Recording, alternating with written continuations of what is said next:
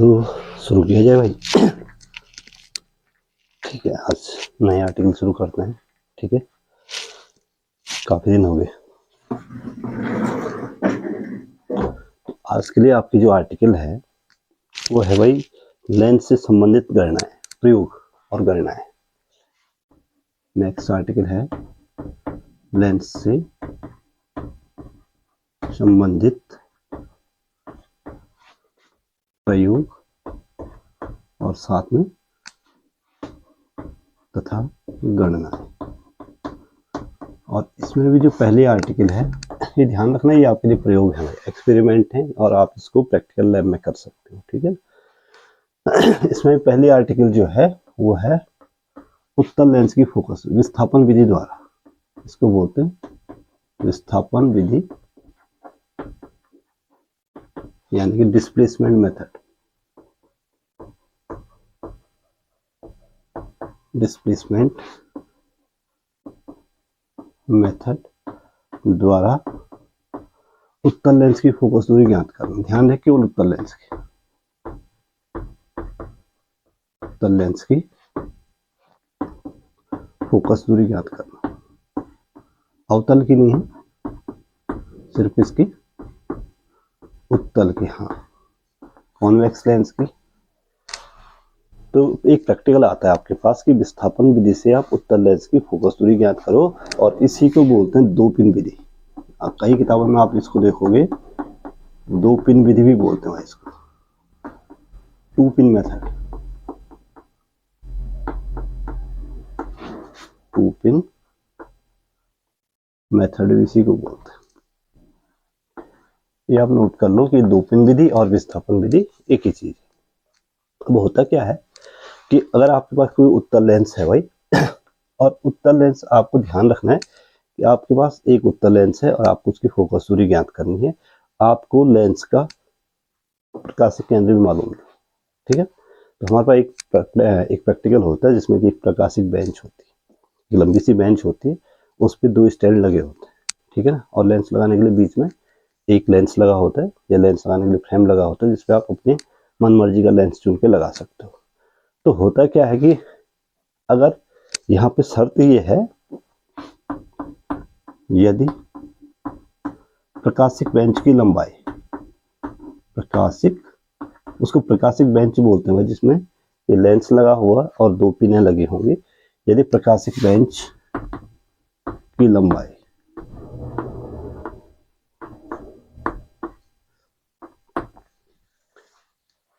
अगर प्रकाशिक बेंच की लंबाई या दो पिनों के बीच की दूरी, बैठ जाओ, दो पिनों के बीच की दूरी उत्तल लेंस की फोकस दूरी की, ये शर्त है इसके लिए, उत्तल लेंस की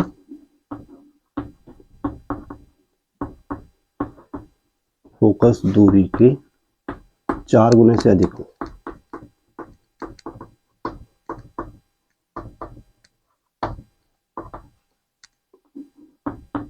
पहली शर्त क्या है कि विस्थापन विधि है, ठीक है ना, और विस्थापन विधि से हम उत्तल लेंस की फोकस दूरी निकाल रहे हैं। तो इसमें पहली जो शर्त है कि प्रकाशिक बेंच हो। एक प्रैक्टिकल होता है जिसमें आपने प्रकाशिक बेंच देखी हुई है, प्रैक्टिकल किया कभी? नहीं किया होगा। चलो, तो एक प्रकाशिक बेंच की लंबाई या दो पिनों के बीच की दूरी, प्रकाशिक बेंच में दो पिनें लगी होती है, ध्यान दो, ऐसा प्रकाशिक बेंच हुआ जैसे टेबल है, ठीक है ना, दो पिनें लगी होंगी, एक पिन यहाँ, एक पिन, उसके बीच में एक लेंस लगाने का फ्रेम लगा हुआ, उसमें आपने वो लेंस लगाना है उत्तल लेंस जिसकी फोकस दूरी निकालनी।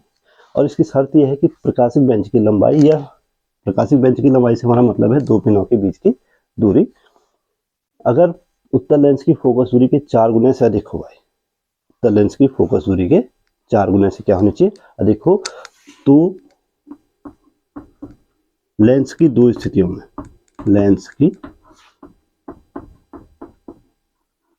दो स्थितियों में एक पिन का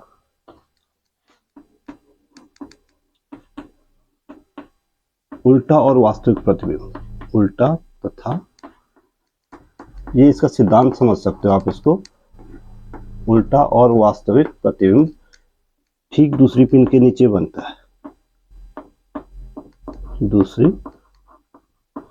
पिन के नीचे। ये इसका सिद्धांत है और इसी पे पूरी की पूरी जो डिस्प्लेसमेंट मेथड है वो टिका हुआ है भाई। अगर प्रकाशिक बेंच की लंबाई या पिनों के बीच की दूरी क्या हो भाई, उत्तर लेंस, जिस उत्तर लेंस की हम फोकस दूरी निकाल रहे हैं उसकी फोकस दूरी के 4 गुने से क्या हो, अधिक हो।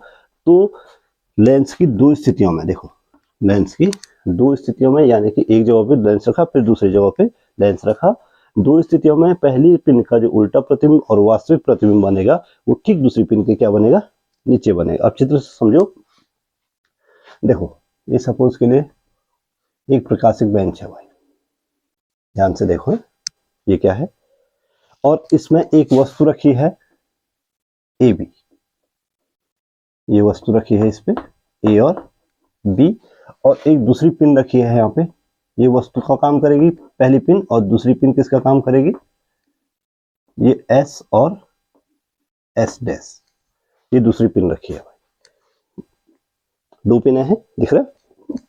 अब हमने क्या करना है कि उत्तर लेंस, देखो हमने कोई उत्तर लेंस लिया और इस उत्तर लेंस की, क्योंकि उत्तर लेंस से लंब दूरियां नहीं नापी जा रही है, तो अब हमने इसको पहले यहाँ पे रखा भाई, और इसकी पोजीशन को सपोज के लिए मैं मान रहा हूँ L1, क्या मान रहा हूँ। अब देखो इससे पहली किरण कहाँ जाएगी, पहली किरण हम गुजारेंगे, पहली किरण में गुजार रहा हूँ भाई, चलो कहाँ से, प्रकाशिक केंद्र से, एक ही बात है वो, आप मुख्य अक्ष, और दूसरी किरण गुजरी मुख्य अक्ष के समांतर, जो प्रकाशिक केंद्र से गुजरी O से, वो तो सीधे अपने मार्ग पे आगे बढ़ गई। दूसरी किरण जो मुख्य अक्ष के समांतर गुजरी, वो इस किरण को यहाँ पे मिली भाई, मिलते हुए दिख रही है आपको।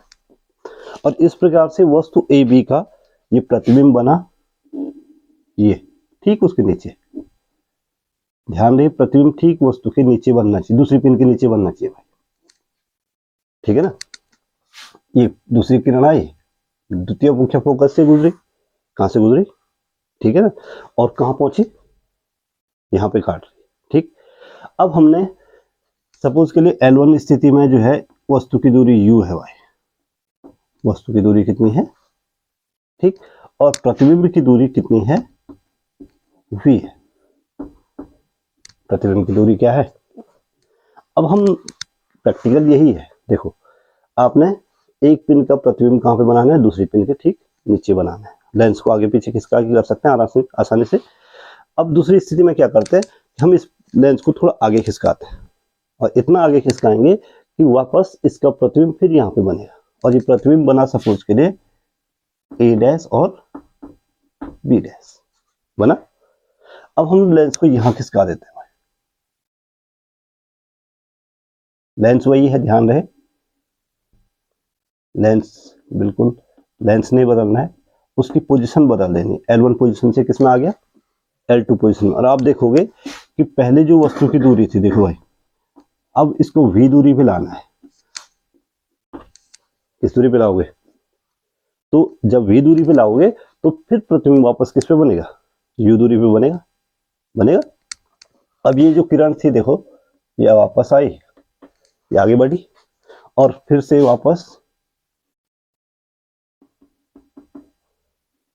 इधर को जाएगी, यहां पे मिली। दूसरी किरण देखो यहां से कहां से गुजरेगी, दूसरी किरण इसके मुख्य फोकस से गुजरेगी भाई, और ध्यान रहे कि ये दोनों किरणें ठीक इसी पे वापस मिलेंगी, यहाँ पे मिल रही है, दिख रही है आपको मिलते हुए। तो यहाँ पे जो प्रतिबिंब बना, ये वाला प्रतिबिंब यहाँ से यहाँ तक, देखो यहाँ से इसको मैं थोड़ा सा डार्क कर देता हूँ, ये वाला प्रतिबिंब, ये प्रतिबिंब ए डैश बी डबल डैश बन गया भाई, क्या बना, पहले लेंस की पहली स्थिति में प्रतिबिंब क्या बना था, ए डैश बी डैश, और दूसरी स्थिति में प्रतिबिंब बना ए डैश और बी डबल डैश, ए डैश पॉइंट वही है, वो कहीं नहीं हिला, ठीक है। अब इन स्थितियों में अगर लेंसों के बीच की दूरी d है, लेंसों के बीच की दूरी कितनी है, और जो दो पिने हैं भाई, ये दो पिने हैं ना, इनके बीच की दूरी अगर a हो, दो पिनों के बीच की दूरी a है और लेंसों के बीच की दूरी कितनी है, d है, तो लेंस की जो फोकस दूरी होगी आप इसको लिखोगे हैं इस स्थिति में, जबकि कब, जबकि एक पिन का उल्टा और वास्तविक प्रतिबिंब ठीक दूसरी पिन के कहाँ बन रहा है, नीचे बन रहा है। उन स्थितियों में यदि लेंसों के बीच की दूरी, लेंसों की स्थितियों के बीच की दूरी है, लेंसों की स्थितियों के बीच दूरी d है और किसके बीच की, पिनों के बीच की दूरी, जो दो पिनें हैं, पिनों कौन कौन से पिनें हैं, ए बी और एस एस डैश, पिनों हैं एस एस डैश तथा ए बी के बीच की दूरी, ये ए हो गए। तो लेंस की फोकस दूरी का सूत्र है, लेंस की फोकस दूरी एफ बराबर होता है भाई ए स्क्वायर माइनस डी स्क्वायर बट्टे 4a। ये लेंस की फोकस दूरी का फॉर्मूला है। लेंस की फोकस दूरी एफ बराबर ए स्क्वायर माइनस डी स्क्वायर बट्टे 4a। आई बात समझ में? और इस सूत्र की हमको स्थापना करना। अब हम इस सूत्र की क्या करेंगे, चित्र समझ में आ गया, थ्योरी समझ में आ गई, ठीक है। अब हम सूत्र की स्थापना करेंगे भाई, इस सूत्र की। अब अगर आप थोड़ा ध्यान से देखोगे, ये सूत्र निकालना है, f equal to a square minus D square बटे 4 है। तो हम क्या करेंगे, देखो लेंस की स्थिति L1 के लिए, लेंस की स्थिति L1 के लिए दिख रहा है आप लोगों को। पहली स्थिति के लिए देखो, जब लेंस L1 स्थिति में है, ठीक है, तो वस्तु की दूरी कितनी है, वस्तु की दूरी है u, और जो प्रतिबिंब की दूरी है वो कितनी है भाई, v। दिख रहा है, वस्तु की दूरी u और प्रतिबिंब की दूरी v। अगर और चित्र से देखो,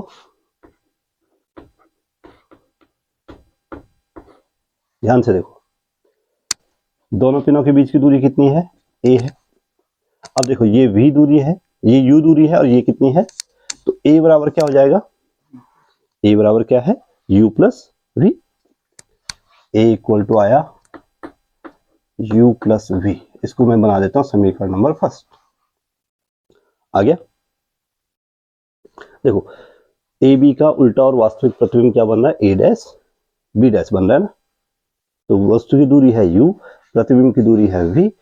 अब देखो जो a डैश b डैश, अब देखो दूसरी स्थिति में जो है L2 स्थिति में ए बी का प्रतिबिंब क्या बन रहा है, a डैश और b डैश बन रहा है।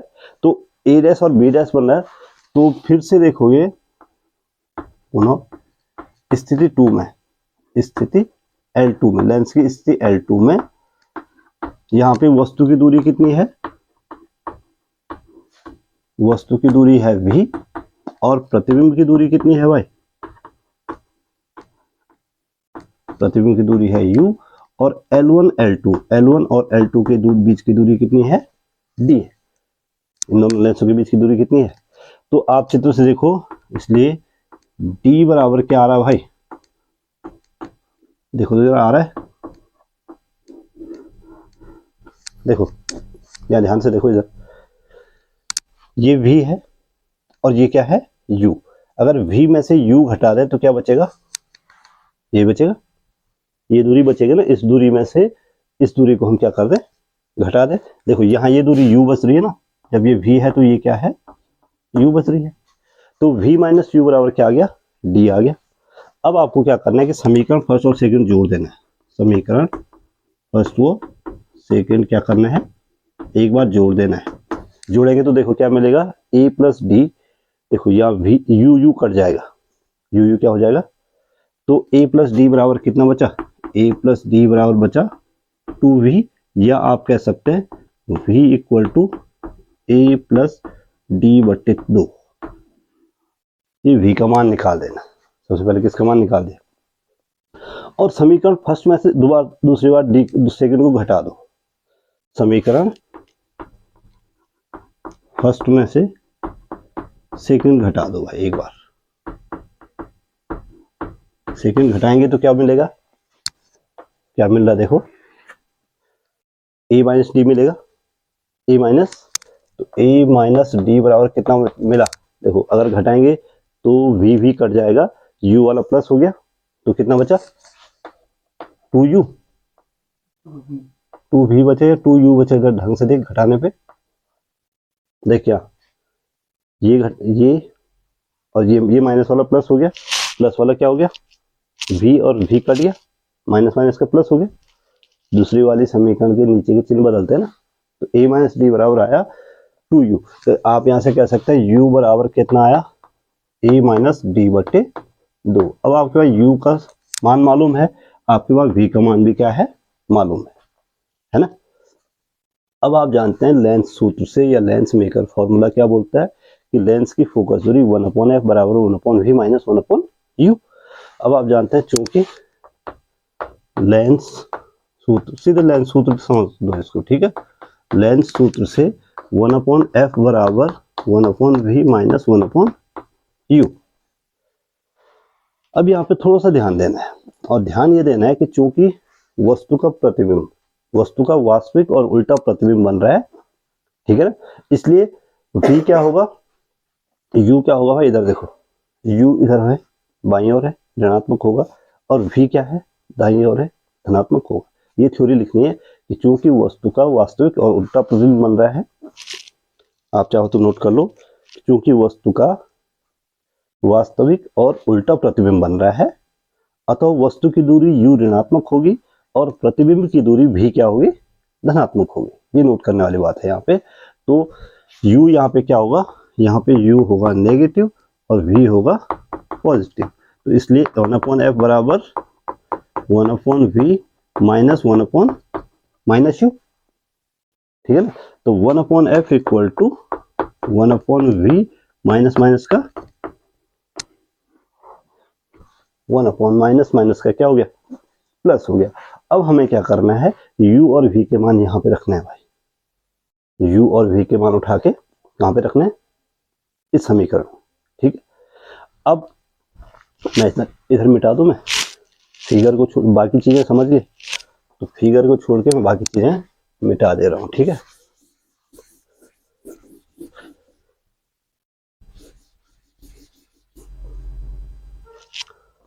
अब आपके पास लास्ट में देखो, इसको समीकरण नंबर 3 बना दो। किसको, ये दो समीकरण बन गए थे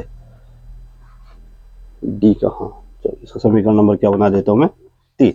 अब u और v के मान यहाँ पे रखो, तो इसलिए 1/f बराबर हो जाएगा भाई 1/v का मान कितना आया भाई, v का मान था a plus D by 2, 1/a plus D बटे 2, और प्लस 1/u का मान कितना था भाई a माइनस डी बाई 2, यही था।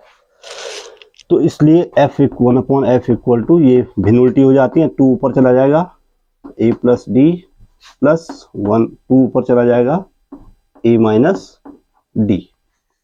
यहाँ एलसीएम ले लो, 1/f will be equal to a plus d into a minus d. यहाँ से 2 कॉमन ले लिया मैंने, यहाँ से मैंने 2 क्या ले लिया, ये a माइनस डी इधर आ जाएगा, a माइनस डी प्लस ये प्लस डी इधर चला जाएगा, 2 लाइन्स, एक लाइन बचा दी मैंने यहाँ पे है, ठीक है ना। यहाँ पे मैंने 2 कॉमन ले लिया, तो 1/a प्लस डी बचा हुआ, तो ये इधर गया, ये क्रॉस मल्टीप्लीकेशन कर लो।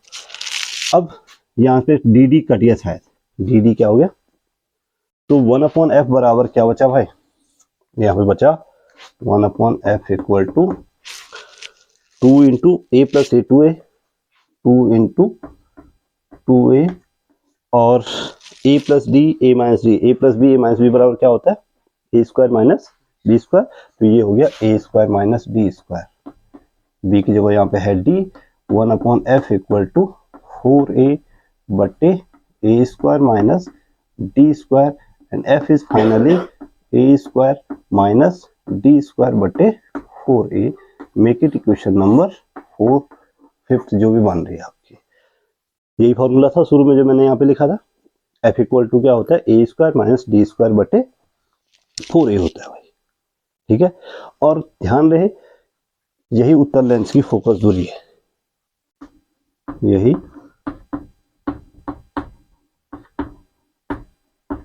उत्तर लेंस की फोकस दूरी है। ध्यान रहे कि इससे सिर्फ हम उत्तर लेंस की फोकस दूरी निकाल सकते हैं भाई, ठीक है ना। अवतल लेंस की फोकस दूरी इससे नहीं निकाल पाते हैं क्योंकि अवतल लेंस में जो भी प्रतिबिंब बनता है आपने देखा होगा सीधा बनता है और छोटा बनता है, ठीक है। तो इसलिए हम इसकी, और प्रतिबिंब जो है अवतल लेंस हमेशा आभासी बनाता है भाई, तो इसलिए हम सिर्फ इससे किसकी फोकस दूरी निकाल सकते हैं, उत्तर लेंस की। और ये उत्तर लेंस की फोकस दूरी, क्योंकि ये अवतल लेंस की फोकस दूरी नहीं निकाल पा रहा है, तो ये इसको आप इसका एक डिसएडवांटेज मान सकते हैं कि ये जो है सिर्फ और सिर्फ एप्लीकेबल होता है किसके लिए, उत्तर लेंस के लिए। दूसरी चीज आपको ये रखना है कि जो बड़ी फोकस दूरियों वाले जो लेंस है भाई, जिसकी फोकस दूरी काफी बड़ी हो जिस उत्तर लेंस की, उसकी फोकस दूरी भी इससे निकालना थोड़ा सा मुश्किल है, क्योंकि उतना बड़ा प्रकाशिक बेंच आपको क्या करना पड़ेगा, बनाना पड़ेगा, ठीक है ना। तो लेकिन जो छोटे फोकस दूरियों के लेंसों के लिए ये बहुत ही एक्यूरेट विधि है। और दूसरी चीज ये है कि चूंकि इसमें लेंसों का कोई रोल नहीं है भाई, सिर्फ लेंसों की स्थितियों का रोल है, ठीक है। तो होता क्या है कि हमें प्रकाशिक केंद्र की आवश्यकता ही नहीं पड़ रही, कहीं पे पड़ रही है, नहीं पड़। तो अगर कोई लेंस पाइप के अंदर भी फिट हो, जैसे दूरबीन पे लगे होते हैं ना लेंस, पाइप के अंदर भी कोई लेंस फिट हो, तो उस लेंस की भी फोकस दूरी आप इस विधि से आप आसानी से निकाल सकते हैं, रहेगा याद। अब आपको मैंने शुरू में एक चीज क्या कहा, यहाँ तक बात समझ में आ गई, कुछ पूछना तो नहीं है, आसान है, ठीक है। पहले एक बार इसी सूत्र इसी चित्र से देखना है कि u प्लस वी बराबर a आता है और u माइनस वी बराबर क्या आता है, d आता है, सिर्फ इतना सा ध्यान रखना है। और u, और लास्ट में मैंने जो आपको बताया कि u निगेटिव होगा और v क्या होगा, पॉजिटिव होगा, इतना ध्यान रखना है। बाकी सब जो कैलकुलेशन है बहुत ही आसान है, यहाँ तक आ गया। एक चीज मैंने आपको और बोली कि जो फोकस दूरी है भाई, इसको मैं मिटा रहा हूं, ठीक है ना। एक चीज शुरू में आपको लिखवाई कि जो फोकस दूरी है वो पिनों के बीच की दूरी के क्या होना चाहिए, क्या होना चाहिए, पिनों के बीच की जो दूरी है वो फोकस दूरी के 4 गुना से अधिक होनी चाहिए। शुरू में क्या बताया आपको, जो पिनों के बीच की दूरी है ए का मान जो है किससे 4 गुना से अधिक होना चाहिए,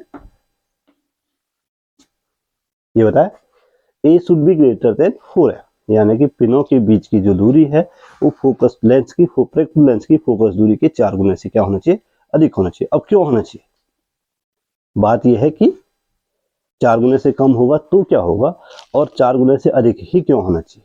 अभी आप इसको थोड़ा सा समझ लो कि पिनों के बीच की दूरी should be greater then lens की फोकस दूरी का 4 गुना। अब ये क्यों होनी चाहिए, पिनों के बीच की जो दूरी है लेंस की फोकस दूरी के 4 गुना से अधिक ही क्यों होनी चाहिए, 3 गुने से अधिक क्यों होनी चाहिए, नहीं होनी चाहिए, या 5 गुने से अधिक क्यों नहीं होनी चाहिए, ये चीजें भी यहाँ पे आप क्लियर करोगे। तो अभी आपने सूत्र देखा, आप जानते हैं क्योंकि जो आपने अभी सूत्र स्थापित किया वो क्या था भाई, F इक्वल टू बोलो बट्टे 4 है, F equal to a square minus D square बटे, अब यहाँ से देखो ए स्क्वायर माइनस डी स्क्वायर, या आप ऐसे कर सकते हैं कि 4AF equal to a square minus D square, ये इधर आ गया, मल्टीप्लाई हो गया, क्रॉस मल्टीप्लाई सिंपल है। यहां से मैं डी स्क्वायर को इधर ला रहा हूं, d square should should be equal to a square minus 4a कह सकते हैं। डी स्क्वायर को मैं इधर ले आया, 4f को उधर ले गया। अब आप जानते हैं, देखो क्योंकि डी जो है धनात्मक राशि है, धनात्मक तथा पूर्ण वर्ग राशि है, और ऋणात्मक भी होती तो क्या फर्क पड़ जाता है, क्योंकि डी का स्क्वायर क्या होता है, धनात्मक होता है कि नहीं है। डी एक तो ऋणात्मक भी होती, पहले तो ऋणात्मक नहीं है इस समय, डी अगर ऋणात्मक भी होती, ध्यान रखो चिन्ह पद्धति से डी अगर ऋणात्मक भी मिलता है आपको, तो डी का स्क्वायर हमेशा क्या होता है, ऋण वाली संख्या का वर्ग हमेशा धन होता है, minus into minus equal two plus. तो डी का मान हमेशा धनात्मक होगा, डी स्क्वायर का मान क्या होगा, हमेशा धनात्मक होगा। इसलिए डी स्क्वायर का मान सदैव धनात्मक होगा, सदैव। और धनात्मक क्यों बता रहा हूं, ऋणात्मक हुआ तो क्या फर्क पड़ जाएगा, ये चीज आपको इस्टेब्लिश करनी है कि डी स्क्वायर का मान हमेशा क्या होगा, धनात्मक होगा।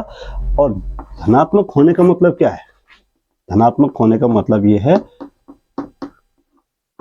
कि D square is greater than 0। धनात्मक संख्या का मतलब क्या है कि वो संख्या 0 से क्या है, बड़ी। अगर ऋणात्मक है तो वो संख्या 0 से क्या है, छोटी है। ये तो मतलब होता है धनात्मक और ऋणात्मक होने का। तो D square is greater than 0। अब जब D square is greater than 0 तो इसलिए आप कह सकते हैं डी स्क्वायर किसके बराबर है, ए स्क्वायर माइनस 4 है कि नहीं। तो A square minus 4af should be greater than 0, क्योंकि जब देखो बाएं पक्ष 0 से बड़ा है तो दाएं पक्ष भी क्या होगा, 0 से बड़ा होगा। या आप कह सकते हैं कि डी स्क्वायर का मान हमने यहां से उठा के यहां पे रख लिया, ठीक है ना।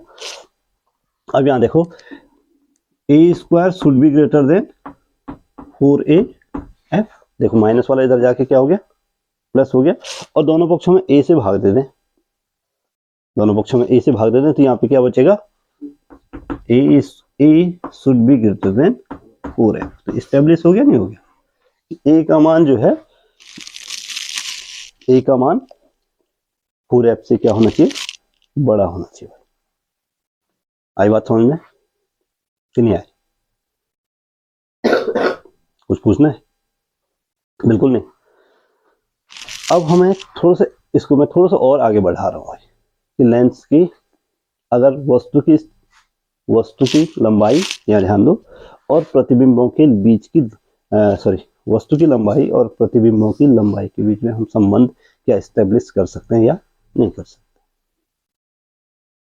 कि जो वस्तु है इसकी लंबाई और जो ये दो प्रतिबिंब बने हुए, इन दोनों प्रतिबिंबों के बीच की लंबाई में कोई संबंध है या नहीं है, इसको भी हम एस्टेब्लिश करते हैं। सपोज के लिए वस्तु की लंबाई को मैं लिख दे रहा हूँ, ओ बी को हम सपोज के लिए क्या लिख दें, बोलो, क्योंकि ये ऊपर की ओर है, वाई अक्ष है, तो स्मॉल वाई लिख दूं इसको। वस्तु की लंबाई कितनी है, और ये जो प्रतिबिंब ए बी है भाई, प्रतिबिंब ए डैश बी डैश है, इसकी लंबाई सपोज के लिए आई है, आई इमेज है तो आई लिख देता हूँ। और दूसरा वाला जो प्रतिबिंब है भाई वो क्या है, ए डैश और बी डबल डैश, ये वाला देखो, ए डैश बी डबल डैश, दूसरा प्रतिबिंब यही है।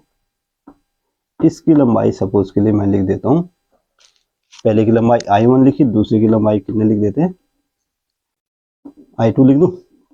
इसकी लंबाई I1 है और इसकी लंबाई कितनी है, I2।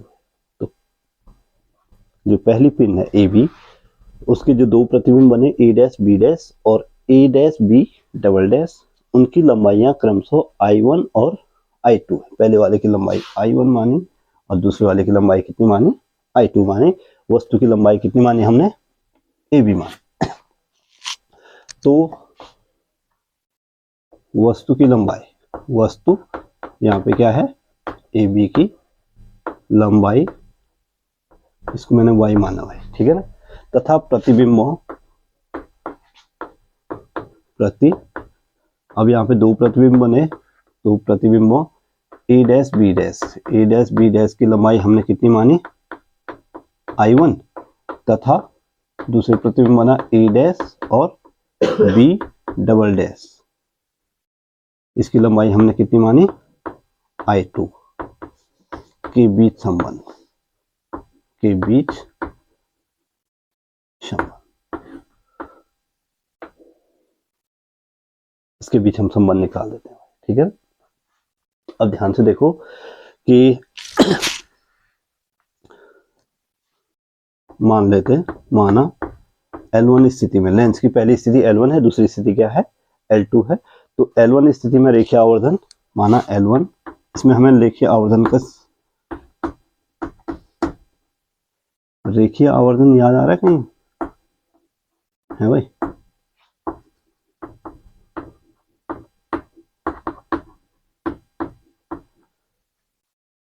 M बराबर क्या होता है? M बराबर